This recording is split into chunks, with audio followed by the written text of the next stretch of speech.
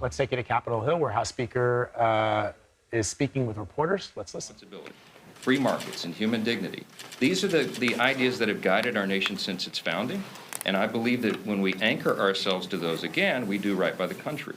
We are the greatest nation in the history of the world, and we are proud to say that and proud to defend it and preserve those principles. Because of all this, we have really healthy debates, even inside our own conference, sometimes about tactics, like every family does. But during a perilous time at home and abroad, we are united. And we're united in our pursuit of very clear objectives. We want to rein in reckless spending. We want to reduce inflation. And of course, right out of the blocks here, as has been noted, we're going to support our close friend and ally, Israel. Let me explain a few of these things, and then we'll take some questions. So on appropriations, we want Americans' voices to be heard in Washington. That's what the Republicans here in the House are dedicated to. And that's why we're restoring regular order. We're finishing our appropriations process, and we're doing this in a way that is very transparent.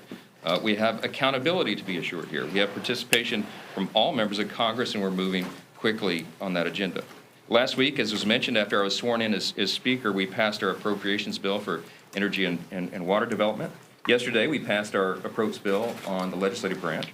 And later this week, we're going to bring up 2 more appropriations bills. That's Interior and Environment and Transportation, Housing, and Urban Development. So while each of these bills fund different parts of the government, they all share one thing in common. They're fiscally responsible. They ensure that our government is funded in a responsible manner while finding critical savings for the American people. As conservatives, we understand that savings are needed now more than ever.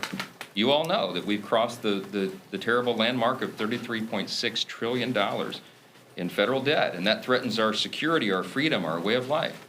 Treasury Department announced earlier this week that we have to borrow, and the American people need to understand the scope of this. We are going to borrow an additional $1.5 trillion just to fund the government over the next 2 quarters, 6 months. We're going to have to borrow the money.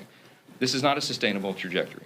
And so what's happening is the effect on the American people has been really devastating. You have a record high inflation. It's causing real pain for hardworking American families. It's leaving their futures uncertain. And families are having to make very tough, life-altering decisions because the cost of living is too high. Meanwhile, the skyrocketing interest rates are quickly turning the American dream into a mirage for millions of Americans. We feel that acutely here.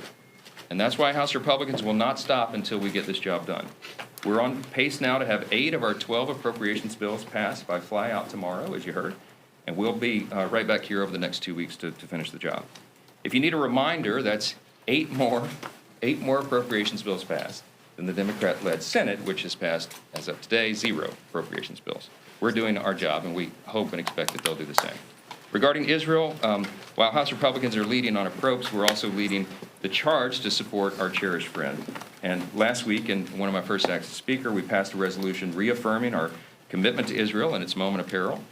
And now, as Israel begins the next phase of its war, it's been kind of disturbing to us. I've heard Democrats suggest that there needs to be a ceasefire.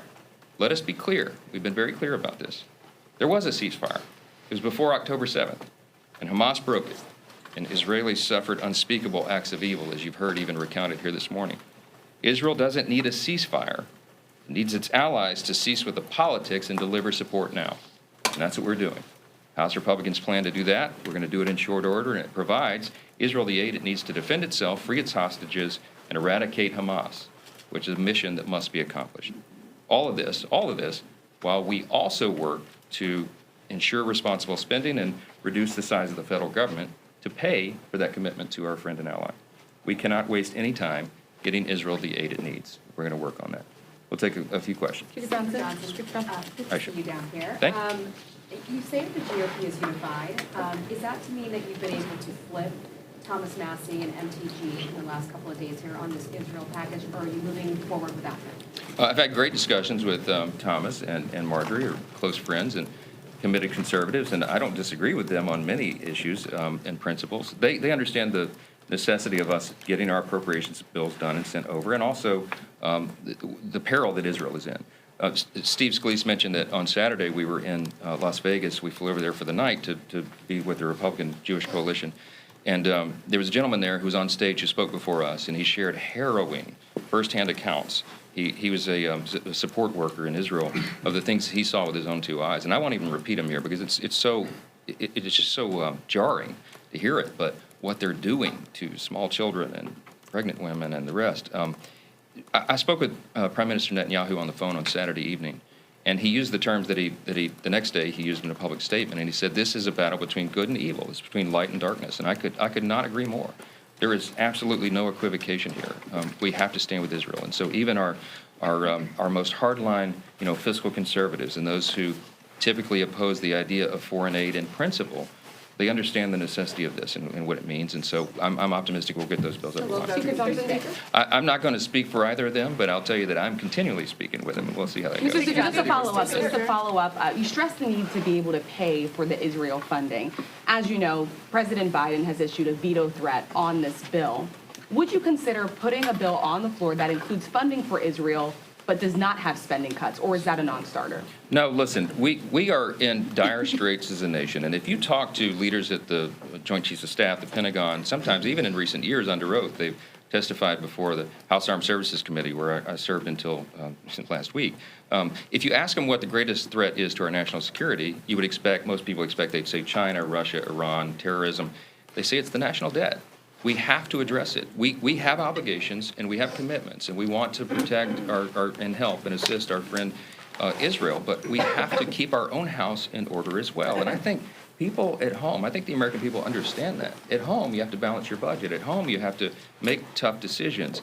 And Washington should run the same way. And so we are here to change the environment, to change the paradigm, the way Washington thinks. If we continue on the trajectory we're on, it's going to hurt our country terribly, and it's going to hurt hardworking Americans even more, seniors and the rest. So we have to, while we take care of obligations, we've got to do it in a responsible manner. So I've made this very clear to the President, myself, in our cordial meeting that we had. I've made it very clear to our colleagues, House Republicans. Senate Republicans. I spoke at their luncheon yesterday. To every cabinet official I've spoken to, all the way down the line, that we're going to do this in a responsible manner, and that's a very important principle for us. Mr. Speaker, can I get a timeline from you on your thoughts about impeachment? Chairman Comer has suggested that his investigation is winding down. Do you feel right now that there is enough evidence to move on articles of impeachment, and how quickly could we see that process play out? And if you've already decided that you're heading towards articles of impeachment, or is there more that you need to see? So, many of you know my background. I'm a constitutional law attorney. I believe this is a very serious matter. I was called upon to serve on the impeachment defense team in the House twice under President Trump when the Democrats used it for raw partisan political purposes, and I decried that at each step of the way.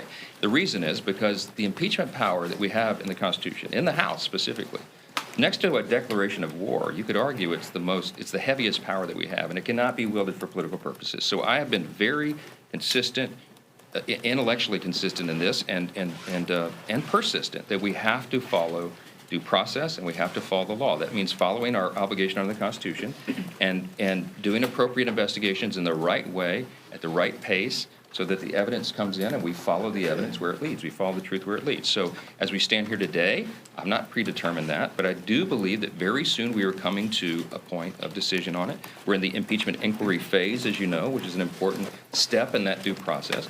And what you're seeing right now, although a lot of American people are anxious about this, many Republicans across the country are anxious to get to the end point on this, and I think some Democrats want to know how it ends as well. What you're seeing right now is a deliberate constitutional process that was envisioned by the founders, the framers of the Constitution. This is how they envisioned this to go, not the way the Democrats did it: snap impeachments, sham impeachments, and all the rest. So I know that people are anxious about it, but I will say, Chairman Comer, Chairman Jordan in Judiciary, Chairman Smith in Ways and Means, they've done an extraordinary job, very methodically, and I would say outside the scope of politics. They've been taking in the evidence as it goes. So we're going to follow the evidence where it leads, and we'll see. And I'm not going to predetermine it this morning. Mr. Speaker, Scott, real quick. Mr. Speaker, this has obviously been a whirlwind week for you with a lot of changes. You have a security detail now. People want to take photos with you in the Capitol. It's been probably a jarring transition. Can you talk on a personal level what this week has been like for you and your family back at home? Well, I'm from Louisiana, so I describe everything in either football or hurricane metaphors. Let me say this is like an F5 hurricane. It's been a whirlwind, but in a great way. Scott, we're so humbled and blessed to have been asked by our colleagues to do this, and to have a unanimous vote on the floor was an extraordinary thing, and we needed that to unify our conference. And the energy that's being felt around the country I'm under no illusion. It's not about me. It's about this idea that we can unify, this team can pull together and get this job done for the country. And so it's a historic moment. And I don't believe I overstated it. I think I said this on the floor Wednesday night, but I genuinely believe that the future of our republic may well be decided in the next 12 to 14 months. This is a heavy time. If you look over the scope of all of human history, and I'm an amateur historian myself, you'd be hard-pressed to find a moment in our history where there are so many challenges sort of compounded upon us at the same time. And so maybe the time of the Civil War. I mean, I think arguably even in the World Wars and the Great Depression, we've not seen the collection of challenges upon us as we face right now. So we go into that very sober-minded. The first week in the job has been a whirlwind. I've spent time with 3 heads of state, cabinet officials, the secretaries of defense and the chairman of the Joint Chiefs and individual members of the Senate and all of them collectively and everyone. My message has been the same to everyone. Let's stay the course. Let's be steady. Let's provide principled leadership. And I commit that that's going to happen in the House. We're serious about it, and we'll continue it. Mr. Speaker. You have some appointments to make as well, whether it be to entail in your debt commission. You said you've been thinking about chair, and you kind of want to launch that this week. I think you said on Sunday, in a matter of days it could launch. Have you thought about who's going to chair the commission and who you would appoint on intel as well? I've thought a lot about it, but I'm not going to reveal it here. But we have some great candidates to chair the Debt Commission. And by the way, it will not only be bipartisan. I don't know if you noticed, but when I mentioned that on the floor last week, many of our Democrat colleagues applauded that as well. That's a very encouraging sign that this is not a partisan issue. The debt is something that we all have to contend with. And so it's not only going to be bipartisan, but also bicameral. So I mentioned I had lunch with the Senate Republicans yesterday. They were all there.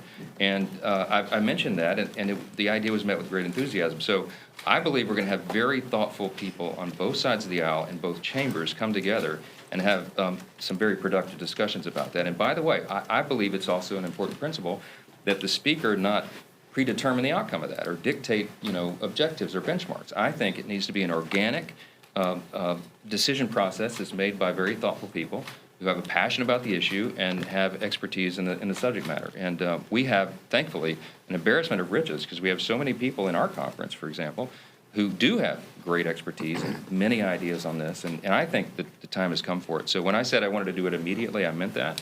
And it's a top priority right now. Let me take one more. Mr. Speaker. Mr. Speaker, one more, please. Mr. Speaker. Okay, let me get Jake and I'll On government funding, Sure. because you're 2 weeks away from the government funding deadline, is your plan to move forward with a CR into January, and when do you plan to move on that? Well, it's yet to be determined. I mean, I think everyone here recognizes that just because we're running out of time, that we may not get all this done by November 17th. As quickly as we're moving the approach bills here, the Senate's a little behind, and obviously we have the conference committee process and all of that. So there's a growing recognition that we are going to need another stopgap funding measure. I've made clear that my initial idea was to extend that to January 15th to get us beyond the sort of the Christmas rush and the things that typically jam us in the House. I think there's some good arguments for that, but some of my colleagues have other ideas as well. One idea that was pitched this morning, to be very frank with you, is a laddered CR. I'll unpack for you what that means here in the coming days, but potentially that you would do a CR that extends individual pieces of the appropriations process, individual bills. We'll see how that goes. I think we can build consensus around it, but I think there's a recognition that we have to complete the job, and we run out of the clock on this, but we want to do what's right with the American people. So stay tuned for further details. Last question with Jay. Yeah. Do you, on just Israel, I want to nail you down on that, on Ukraine.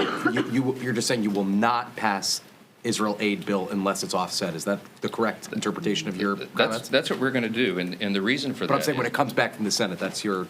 Look, right. We're their decision they have to make on their own, but our decision is, look, the reason we pulled it from the Israel fund is that's a pile of money, $67 billion that's sitting over there to refurbish, build up, and hire new IRS agents and the rest.